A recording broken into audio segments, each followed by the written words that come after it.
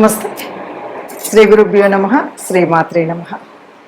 ప్రేక్షకులందరికీ శ్రీ క్రోధినామ సంవత్సర శుభాకాంక్షలు.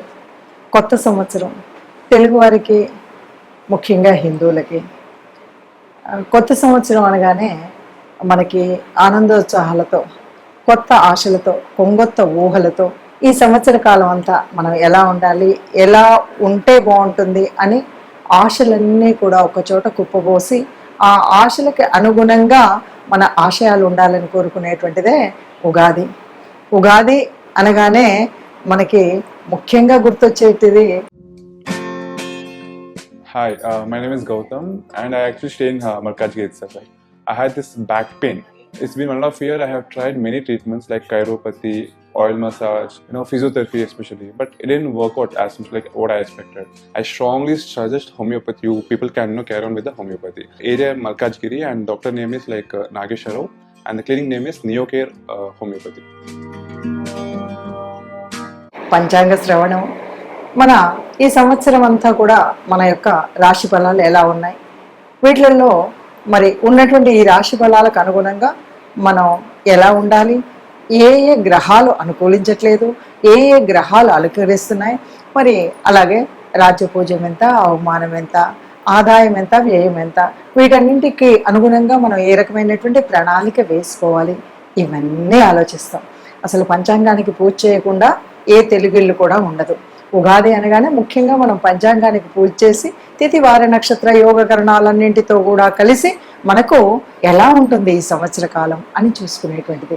అందులో భాగంగా మనం ప్రతి మాసం చెప్పుకునేటువంటి మాస ఫలితాలు కానీ, పక్ష ఫలితాలు కానీ, అలాగే ఈ సంవత్సర కాలం క్రోధి నామ సంవత్సరంలో ఒక్కొక్క రాశి వారికి ఎలా ఉంటుంది అంటే ఇది పూర్తిగా యాజ్ ఇట్ ఈజ్గా ఇలాగే ఉంటుంది అన్నది కాకపోయినా మనకి గ్రహాల యొక్క గమనాన్ని బట్టి ఇది ఎంతవరకు మనకి ఈ సంవత్సర కాలం ఎలా ఉంటుంది, రాబోయే ప్రమాదాలేంటి, వచ్చేటువంటి అదృష్టాలేంటి, వ్యాపారం కానీ, ఉద్యోగం కానీ, సంతానం కానీ, అన్ని విషయాల్లో మనకి ఎలా ఉంటుందో చెప్పేటువంటి.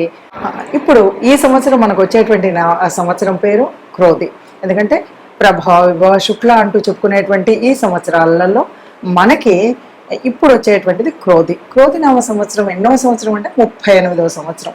ఈ 38వ సంవత్సరంలో మనకు ఎలా ఉంటుంది అంటే పేరుని బట్టే మనకు కొంత అర్థమవుతూ ఉంటుంది. ఎందుకంటే ఇవన్నీ కూడా ఈ సంవత్సరాలన్నీ కూడా బ్రహ్మ మానస పుత్రుడు నారద మహర్షి యొక్క మానస పుత్రికలు అంటుంటారు ఒక్కొక్క సంవత్సరాన్ని. మరి ఈ సంవత్సర నామాలని బట్టి కూడా మనం కొంత ఫలితాలని అంచనా వేస్తూ ఉంటాం. క్రోధి అంటే ప్రతి ఒక్కరికి కూడా ఓ రకంగా కోపం రావడం ఇలాంటివన్నీ ఉంటాయి.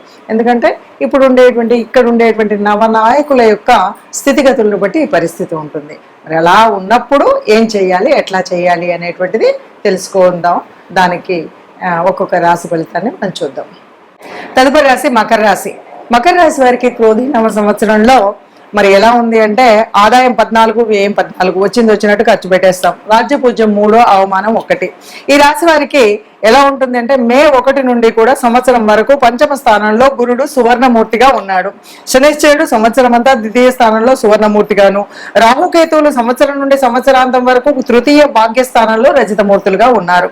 ఇక పంచమ స్థానంలో గురుడు సంతానాభివృద్ధిని, సంపద వృద్ధిని, ఆర్థికతను, ఎదుగుదల వీటన్నిటిని కూడా పరిపుష్టిగా ఇస్తాడు. స్టాక్ మార్కెట్లను ఆకర్షించి విశేషమైనటువంటి లాభాలను పొందుతారు వీళ్ళు ఎవరైనా సరే. గృహంలో ముఖ్యంగా శుభ సందర్భాలు ఉంటాయి. బంధుమిత్రులందరూ కూడా సమాయోగం అవుతారు. నూతనంగా గృహమందలో చక్కటి కొత్త సంతానం వచ్చేటువంటి అవకాశం ఉంటుంది. అన్ని రకాల వృత్తుల వారికి, అన్ని రంగాల్లో పనిచేసే వారికి జన్మ రాశి రీత్యా పంచమ రాశిలో సువర్ణమూర్తివంతుడైనటువంటి గురుడు అదృష్టాన్ని కలిగిస్తాడు. విద్యార్థులు ఉన్నత చదువులకై ఇతర దేశాలకు వెళ్లే అవకాశం ఉంటుంది.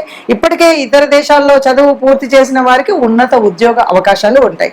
ఉద్యోగం ఇప్పటికే పొందినటువంటి వారికి కళ్యాణాది శుభయోగాలు ఉంటాయి. సంవత్సరాంతం కూడా చక్కగా సిద్ధిస్తాయి. మకర రాశి వారికి అప్రమత్తంగా ఉండి ఆర్థిక విషయాల్లో క్రమశిక్షణ కలిగి ఉండడం వల్ల వృత్తి వ్యాపారాలలో ఆశించినటువంటి ఫలితాలు దక్కుతాయి. మీ సొంత ఇంటిని మరియు సంపద మరియు కుటుంబాన్ని ప్రభావితం చేయగలిగేటువంటి స్థితి ఉంటుంది. అలాగే ఉద్యోగస్తులకు వేతనాల పెంపు అనేటువంటిది కూడా ఉంటుంది. వీరు అన్ని రంగాల్లో ఆశించినటువంటి విశేషమైనటువంటి అభివృద్ధిని అనుభవిస్తారు. సంతానం కూడా ఆశించిన ప్రతిభ కనపరిచి అండగా ఉంటారు. మీరు మీ సంతానానికి ప్రేరణ కలగజేయడం ద్వారా వారి వృద్ధికి తోడ్పడతారు. సమాజంలో మీ స్థానం కూడా మెరుగవుతుంది. పెట్టుబడి మరియు ఎస్పెషల్లీ స్పెక్యులేషన్ లో లాభాలను ఆశిస్తారు. అట్లాగే ఇది మంచి సమయం కూడా. మీ ఆర్థిక స్థితి కూడా మెరుగుపడేటువంటి అవకాశం ఉంది. ఉద్యోగ విషయాల్లో ఎప్పటి నుండో సమస్యలు ఎదుర్కొనేటువంటి వారికి న్యాయ సహాయం ఆర్థించేటువంటి అవకాశం, అనుకూల సమయం కూడా. కోర్టు వ్యవహారాల్లో లిటిగేషన్స్ ఏవైనా ఉంటే వాటి నుండి విముక్తి పొందేటువంటి సమయం ఇది. ఇక స్వయం వృత్తుల వారు ఎవరైనా ఉంటే ఇండస్ట్రీలు, సాంకేతిక, ఇంజనీరింగ్ రంగం వారికి, న్యాయ రంగం వారికి, అనేక వృత్తుల వారికి, ధాన్యం కొనుగోలు చేసేటువంటి వారికి, వీరందరికీ కూడా సాంకేతిక నైపుణ్యత గల వారికి చాలా మంచి ప్రయోజనకరమైనటువంటి సమయం ఈ సమయం. అలాగే క్రమేపీ సాధారణంగా ద్వితీయ స్థానంలో శనిశ్చరుడు ఉంటే గనక స్థానరీత్యా సామాన్య ఫలితాలు ఉంటాయి, కానీ క్రమేపీ నెమ్మదిగా మంచి ఫలితాలు వస్తాయి. ఇక్కడ వీరికి సువర్ణమూర్తిమత్వం ఉండడం వల్ల సర్వత్రా శుభ ఫలితాలు ఇస్తాడు శనిశ్చరుడు అని చెప్పొచ్చు. ఉత్తరాషాఢ నక్షత్రం వారికి మెరుపులు మెరుస్తూ విజయం పొందుతారు. శ్రవణ నక్షత్రం వారు స్ఫూర్తితో, మంచి సృజనాత్మకతతో నిండినటువంటి వారై ఉండి వారు ఆశించినటువంటి ఫలితాలను పొందగలుగుతారు. అలాగే ధనిష్ట నక్షత్రం వారు కూడా రుణ విమోచనం కలుగుతుంది వీరికి అని చెప్పొచ్చు. విన్నారు కదా. మరి ఈ రాశికి మనకి ఇలా ఉంది అని చెప్పినప్పుడు ముఖ్యంగా ఇది ఒక్కొక్క మాసానికి ప్రత్యేకించి చెప్పట్లేదు, పూర్తిగా సంవత్సర కాలానికి. ఒక సంవత్సర కాలము అంటే మనం చక్కగా ప్రణాళిక వేసుకోవచ్చు.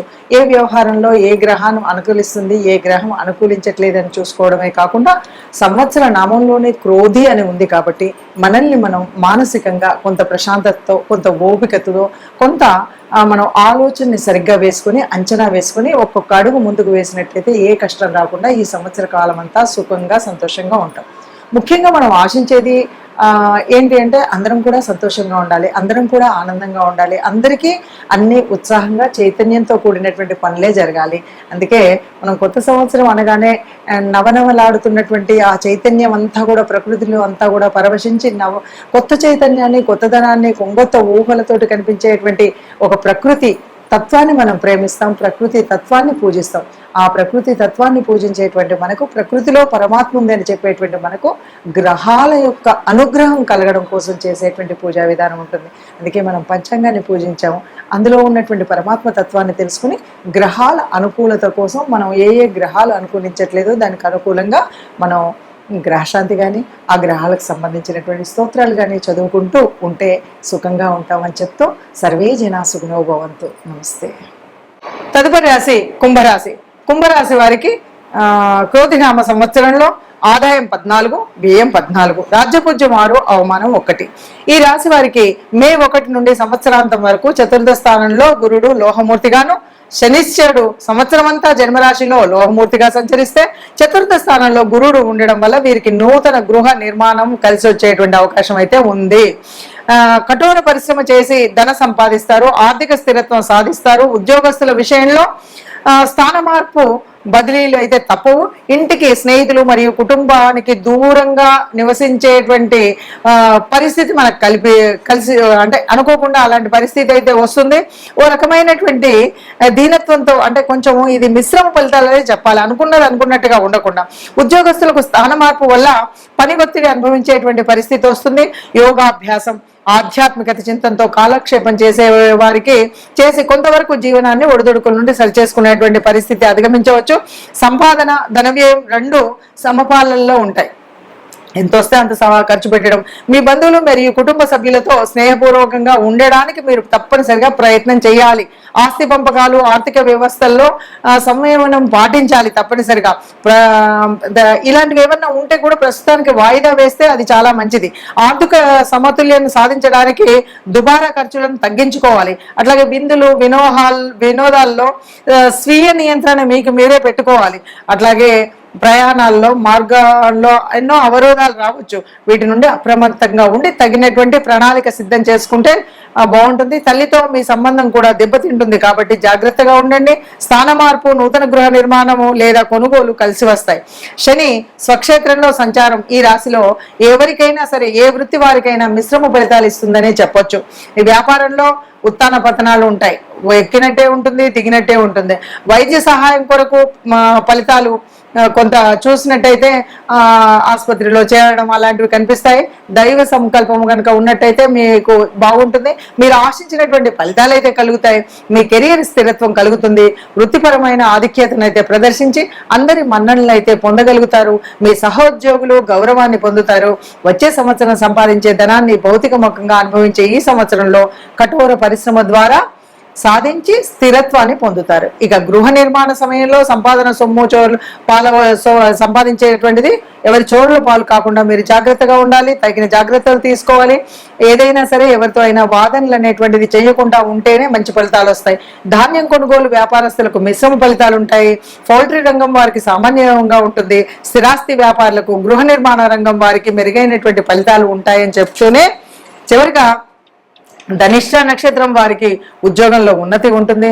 శతభిష నక్షత్రం వారికి ఉద్యోగ విషయంలో ముందంజ, పూర్వభాద్ర వారికి చేసే పనిలో ఏకాగ్రత, మంచి వ్యక్తిత్వాన్ని పొందుతారని చెప్పొచ్చు.